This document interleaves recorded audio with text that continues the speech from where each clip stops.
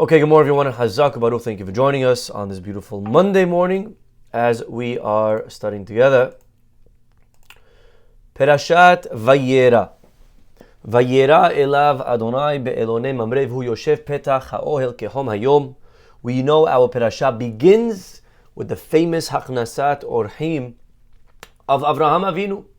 Avraham was 99, recovering from his Brit Milah, which he just got in the end of last week's Perashah. And although he was in pain, he still did not let himself for 1 second stop being a Baal Chesed. No excuses to stop giving. We always give and give and give, my friends. No matter how hard it may be, no matter how much pain, physical, emotional, Avraham understood life is about living, and you're only living if you're giving. You like that one, Mike? I'll say it again. You're only living if you're giving. How you doing? Okay, so either way, I want to read you a midrash, my friends, on our parasha. The midrash is as follows. Right in the beginning, right off the bat, Avraham Avinu tells the three Arabs, the Bedouins, the nomads, who our rabbis tell us were angels. Rabbi Elazar b'shem Rabbi Simai Omer. Comes along Rabbi Elazar and he says, Amar HaKadosh Baruch Hu.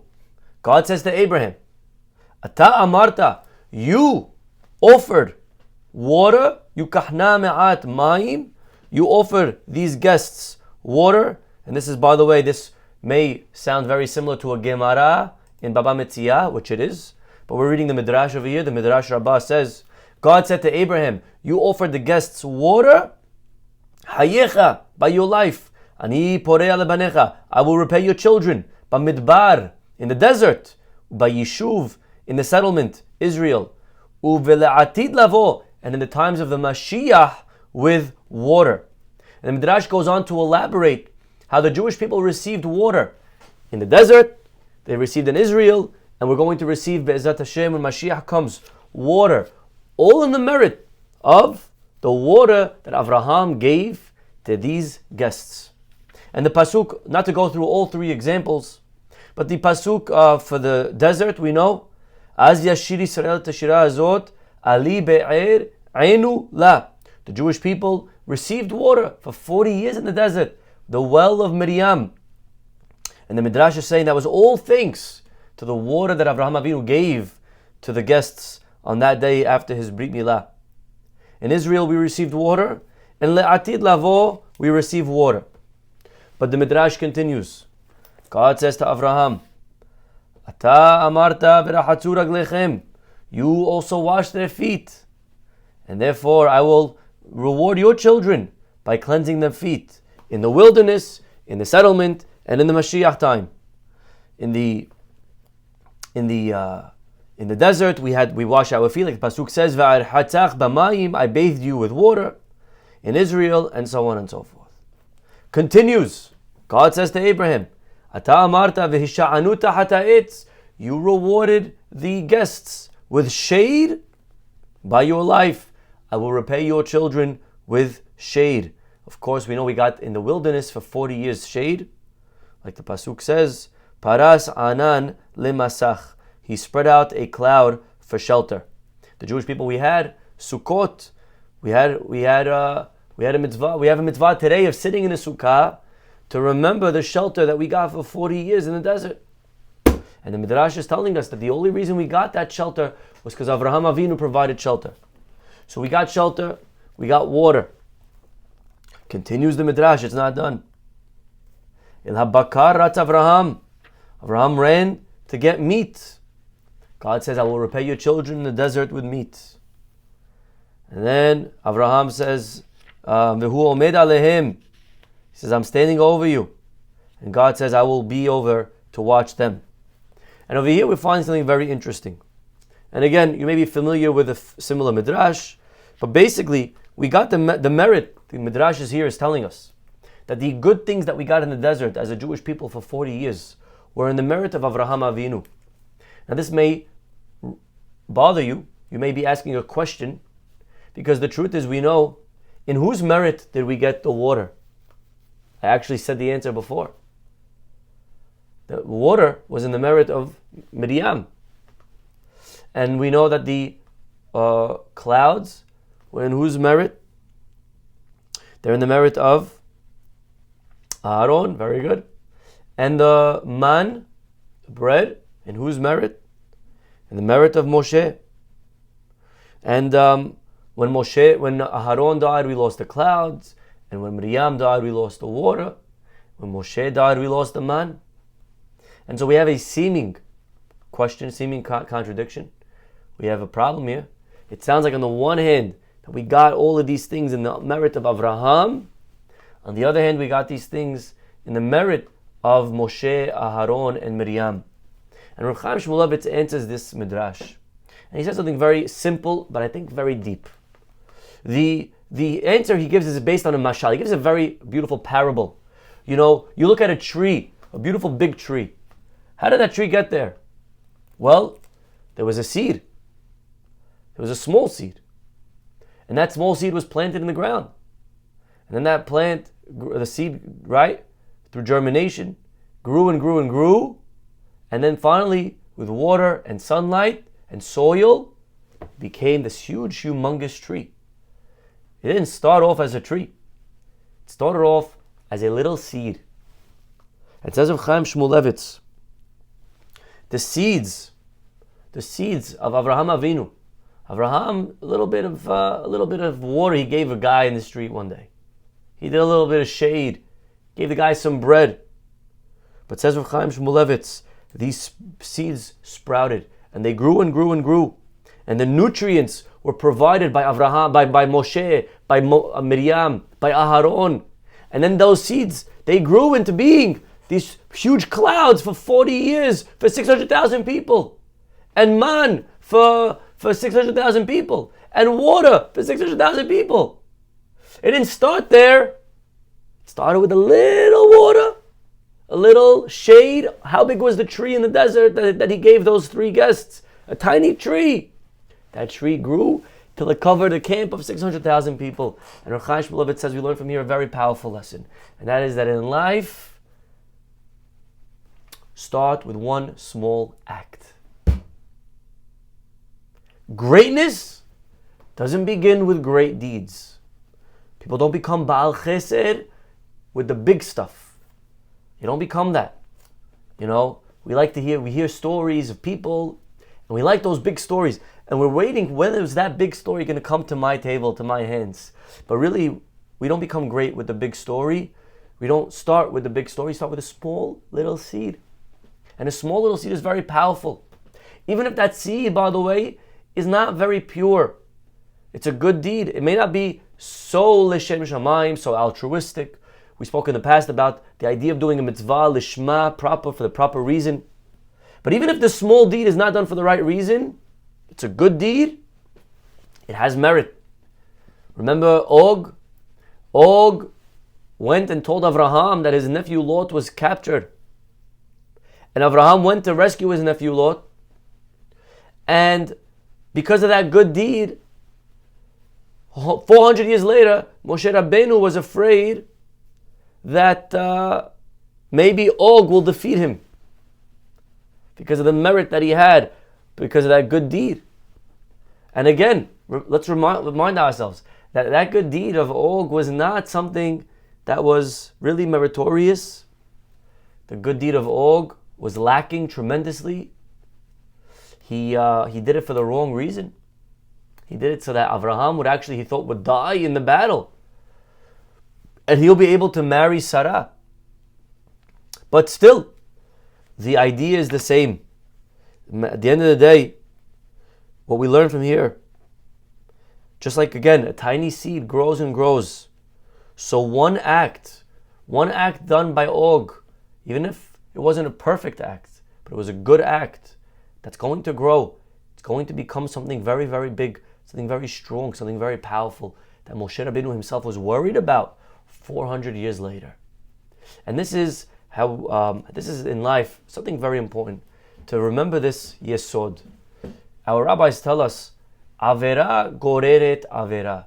A bad deed creates another bad deed. A bad deed creates another bad deed. You know, we look at people that are on the street. Those people that are homeless, they didn't get there overnight. They didn't get there because of one choice that they made. They got there over many, many, many choices that slowly got them to where they are. But it started, you could always trace it back to one decision. That decision in the beginning wasn't a horrible decision. Maybe it was a wrong decision, but it wasn't a decision that would put a guy in the street. It was not a good decision. But that decision led to another one, which led to another one, which led to another one. Avera goreret avera. And sometimes small deeds, they accumulate. They build up. They build up in ourselves, creating habits. Sometimes there could be a person, by the way. Sometimes it could be a guy going through something. And he has his plate full with stress and negativity, feeling of just worthlessness. And then you bump into this person on the street and you have no idea, you didn't know any of that. And all you did, you said one comment, something that was maybe not so nice, which alone wouldn't be the end of the world. Just one comment. What did I say? I said, what's going on? Why is your room such a mess? Right? It's just by itself. If you take that sentence and you put it, you say, I said to someone, why is your room such a mess? Right? If you just said that in a vacuum, okay, fine. But then you realize that this person had the worst day ever. And now that's just what we call the straw, the final straw. Sometimes in life, we have no idea what people are going through. And we make a comment. We say something or we act in a way that we think, what's the big deal? What did I say? I didn't say anything. Maybe alone you didn't say anything. But you have to realize that there's a history here. There's a lot of stuff going on. And that's why, by the way, it's very important to be very careful when you're speaking to people, to know what the history is. There's sometimes a student in your class. You don't know the history of the kid. And you say a comment. A comment by itself maybe is not so problematic. But you have to realize that for the kid, he's taking that comment in context, along with a whole day or week or month or a year or lifetime of things that they're going through. And combined, that comment is a very dangerous comment. It's a very hurtful comment. And it's important to always remember that. You never know what you can say to someone that'll throw them over the edge. We may not think it's a big deal, but that's only because we're judging with our life. We're looking at our day. We don't know what they're going through. The Gemara says, by the way, even when it comes to halachot Shabbat, look at this crazy halakha here. Let's say, on Shabbat, to cook, you have to do a lot of things to cook. You need a pot, you need to put the water in the pot, you gotta get the wood, and you gotta light the fire, you gotta put the thing on the fire, right? How many steps are involved in cooking? Gemara says this: if one guy brought a pot, another guy filled it up with water, and another guy put the thing, and then one guy came and he did one final act. He lit the fire. Gemara says that last guy is chayav. The last guy is liable for cooking. Now the last guy, he didn't bring the water. He didn't provide the food. Why? I didn't cook. All I did was one little thing. It's true, you did one little thing, but combined, that's all being attributed. Now, if that's true with negativity, that's true with averot, my friends, we have to remember how much more with good. Because the same way avera goreret avera, we have to remember mitzvah goreret mitzvah. A good deed also creates a ripple. You're having shalom bayit issues. You're having a hard time in the home, harmony in the house. You want to fix it. Guess what? You're not going to make your marriage become a 10 today. Not going to work like that. But you know what you do? You start with a smile. You're having friction in the home. We don't see eye to eye. Maybe I don't feel respected. I don't feel loved. Maybe my spouse is more successful than I am. Or maybe my spouse is different than me religiously. And I feel intimidated. I feel like number two. I don't know, whatever the issue may be. And we're trying to fix this home. You're not going to fix it overnight. But you know what? Plant a seed. Smile. Say something nice. Is that one nice thing going to change my marriage? Not going to change your marriage. Not yet, actually. But it will with time.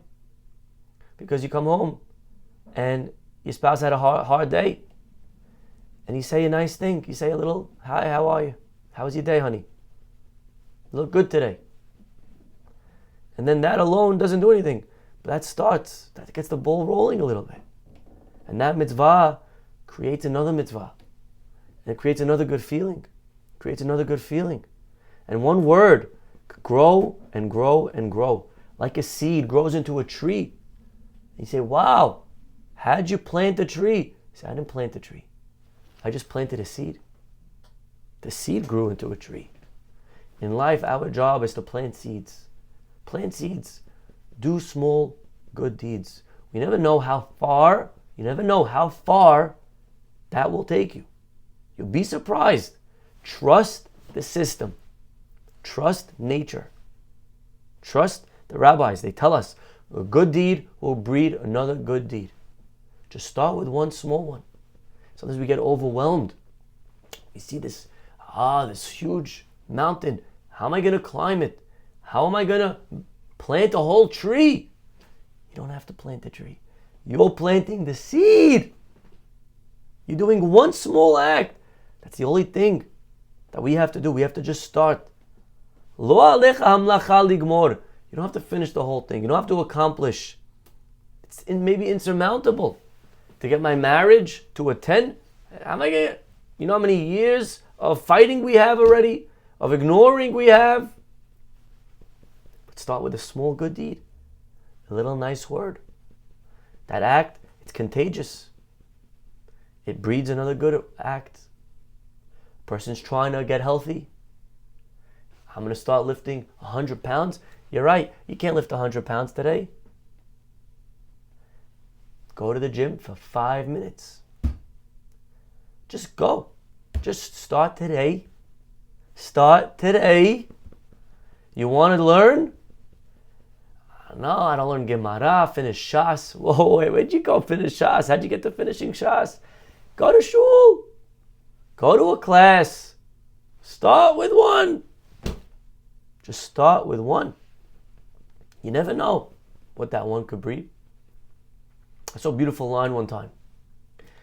Anybody could count the seeds in an apple, but only Hashem can count the apples that are in a seed. How beautiful is that? Only God could count the apples that will come out of one seed, out of one good act, out of one kind word. Charlie Harari says the story about himself. When he was in high school, he got kicked off of the Shabbaton. He was, I don't know, rowdy kid or whatever it was. I don't know why exactly. He got kicked off, and he made believe he didn't care. Who cares? Who needs Shabbaton? But he said when he went home, he cried himself to bed for 3 days. He was so hurt. He was so upset. He was not going on the trip. He says Thursday, one of the teachers from the school called him. He said, Charlie, I saw that you're not on the list. You're not going on the trip. I saw you got kicked off. I just want you to know that I think it's a mistake. Because you're a good kid, Charlie. I think you're a good kid. And I think you should be on that trip. I think it's a mistake that you're not there. And he hung up the phone. That's it. That was the whole conversation was that. But Charlie Harari said, that one call, that one nice word, he said it changed my whole life. One teacher, that wasn't even his teacher that year. It was a teacher in 9th grade. But the teacher called him up and told him that he's a good kid. He said, you are a good kid. Charlie's like, what? Teacher thinks I'm a good kid? No one thinks I'm a good kid. And that positive comment planted a seed. And that seed grew and grew into confidence, into self-esteem. Charlie ended up becoming a very successful businessman. He's also gives a lot of Torah classes. He's on many platforms. He inspires many people. And listen to this. A decade and a half later, he's in his CVS. And who does he bump into? He bumps into that teacher. And the teacher says, Charlie, wow, how you doing? Good to see you. I hear you doing a lot of good things. And he smiles and he says, Rabbi, I'm doing a lot of good things. All because of you. Said, what are you talking about? All because of me. I taught you in 9th grade. He goes, no. You don't understand. Remember that time you called me? Shabbaton? The teacher didn't even remember. He's like, what? I don't remember. He's like, you called me right before Shabbaton and you said, Charlie, you're a good kid. I think you should be on that trip. I think it's a mistake. You're a good kid. How long were you on the phone with me, Rabbi? It was 15 seconds. But that 15 seconds changed my life. I am who I am today, thanks to you, Rabbi. 15 seconds. One small deed. One small compliment. You change the world? You actually may. But you're not going to change it with a big deed. You change it with something very, very small. You want to start keeping Shabbat? You got to remember the trick. It starts with a little Shabbat candle. Little Shabbat candle. There's somebody in your life that you want them to grow. And we're wondering, how do I get them to change? We got to remember, change doesn't happen overnight. You see a big tree, it didn't get there yesterday. It happened over years and years and years and years and years. Just let them do a good deed. Let them feel good about themselves. Let them do something small.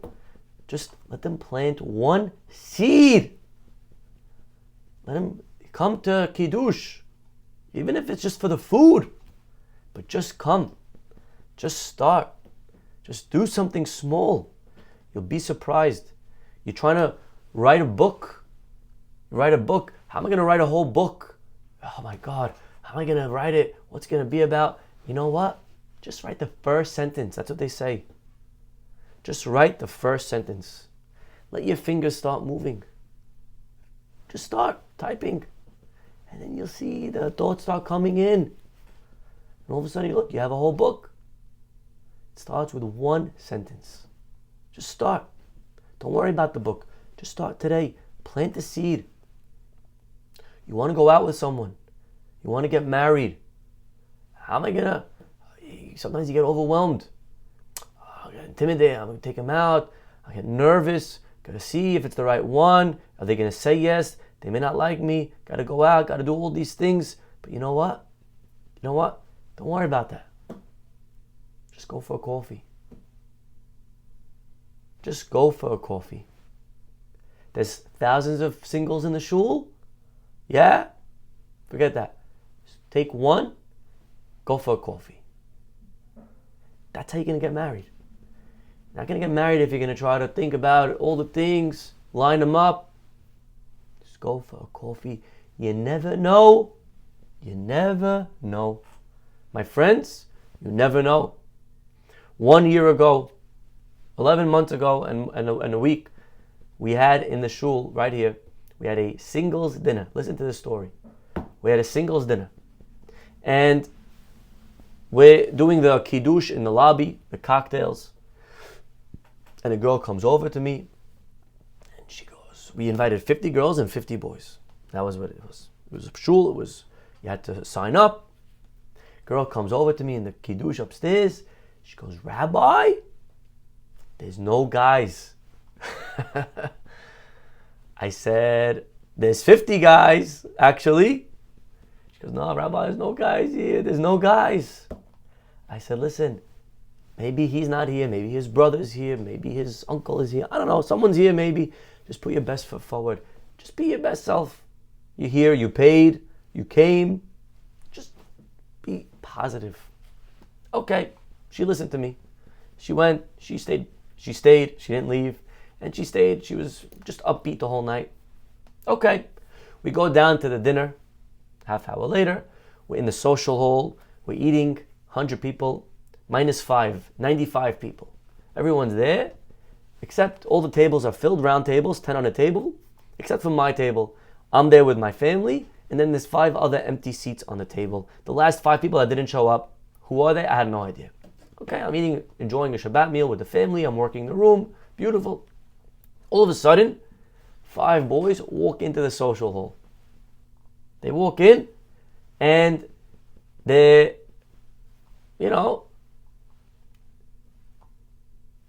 new guys. So obviously everyone looks who's coming in. And then they come and sit on my table because those are the only 5 seats that were empty. And they took a quick glance around the room, and they realized the crowd was maybe a little bit older than for them. And right away, they just started giving off negative vibes. These guys. For me, they're just like, their faces were very sour and down. And they're like, hey, it's beat. Let's get out of here. And I'm like, what in the world's going on? These guys just got here and they're already giving off negative energy. So I start talking to them. Like, what's going on? Shabbat Shalom. Where you guys from? I have never met them, these guys. And we start talking. What are you doing? What are you looking for? And they're like about to get up and leave. I'm like, where are you guys going? They're like, Rabbi, there's no girls. So I say, it's funny because there's 50 girls. Like, nah, no girls, not for us, they're not our age. I said, you didn't even, you just got here, just try, just, come on, put your best foot forward. You paid, you got here, you're here, They're like talking to each other the whole time, just that negative vibe. So I say to one of the guys that I'm talking to on the table, I said, what about that girl? I just pointed to one of the girls. And it happened to be the same girl upstairs that told me there's no guys.